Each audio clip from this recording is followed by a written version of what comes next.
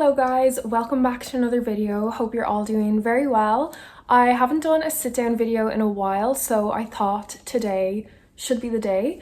I am recently back from a 3-night trip to Cairns in North Queensland, and I had such a good time, really covered a lot in those 3 nights.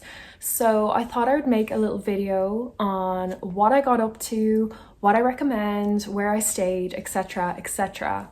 So sit back, relax, grab a coffee or a water or any sort of drink you have on hand, and let's get right into this video. I booked my flights with Jetstar and got a really good deal with them, which included accommodation. So I traveled with my boyfriend and the flight was about 3 hours from Sydney and then 2.5 hours from Cairns back to Sydney. We stayed in a 4-star hotel called Colonial Club Resort, and it's about a 10-minute drive to the main area of Cairns where the waterfront is and where most of the cafes and bars are. If you're looking for accommodation in Cairns and you want a good base to set yourself up for different day tours, I would definitely recommend Colonial Club Resort. The place also has 3 swimming pools. I didn't use them because our days were so jam-packed that we just didn't have time, but they looked really nice.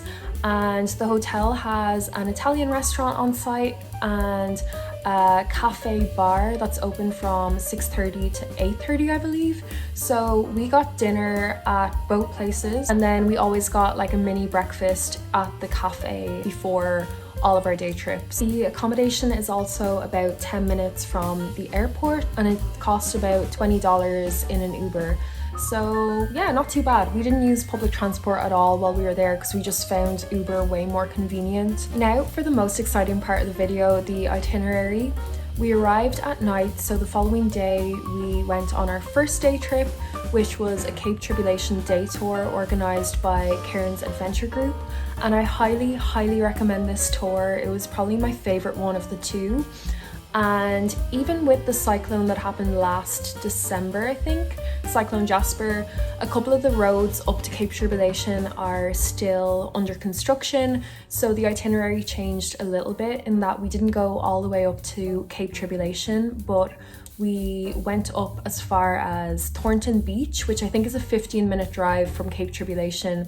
And at Thornton Beach, you still see the rainforest meeting the sea. We also stopped at Mossman Gorge for an Indigenous smoking ceremony, which was so cool.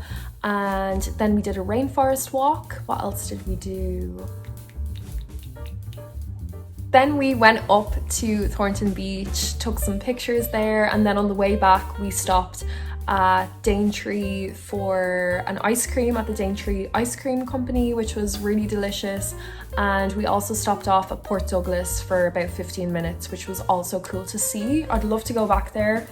But yeah, that's for another video. As we were leaving the rainforest on that tour as well, we saw a cassowary, which is extremely rare. There's only about 4,000 cassowaries in the world right now. They're really rare to see, and these birds are so beautiful but really dangerous. Day number 2, we went to the Great Barrier Reef, which was also such a bucket list activity to do.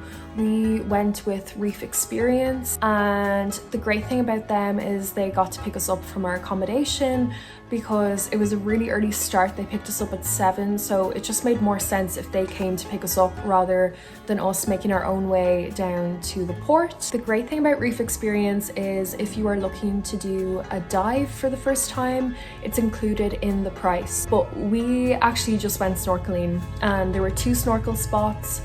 We saw 2 turtles. I don't have any footage, unfortunately, but we have footage of the anemone fish, so Nemo, that I didn't see, but friends that we made on the boat saw. Only thing is, it's about a 90-minute trip on the boat over to the reef, and wow, I was absolutely like gone. I was so sick, and I even took a little anti-seasick pill that they offered on the boat. It was, I think, just pure ginger. But yeah, I was dying on the way there. I got sick twice, and on the way back I was really nervous, but luckily it wasn't as choppy. They have food on board, but I was way too sick to even chance having food after breakfast, so They also offer a glass of wine on the way back, which is very nice. And the boat itself is cool. There's 2 levels and it's indoor outdoor.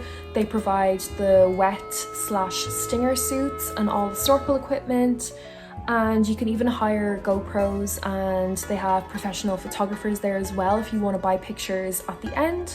We didn't do that, but another great day trip to do if you're in Cairns. Now on to day 3. Day 3, we had a late flight leaving Cairns at around 7 p.m, but we wanted to keep the day quite laid back because the last 2 days were so jam-packed, and it worked out really well for us because we have a friend who's currently living about an hour drive from Cairns, so we got to catch up with her and just hang around the main city area.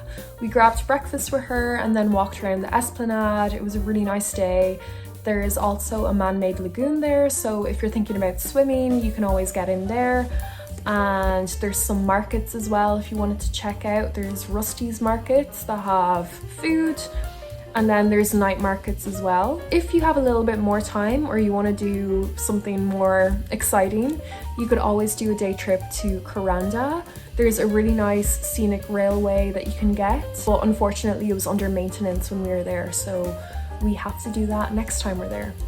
So yeah guys, hope you enjoyed this short little itinerary. I definitely recommend going to Cairns if you are in Australia. It's really green, really tropical, very different to anywhere I've ever been. Catch you in my next video.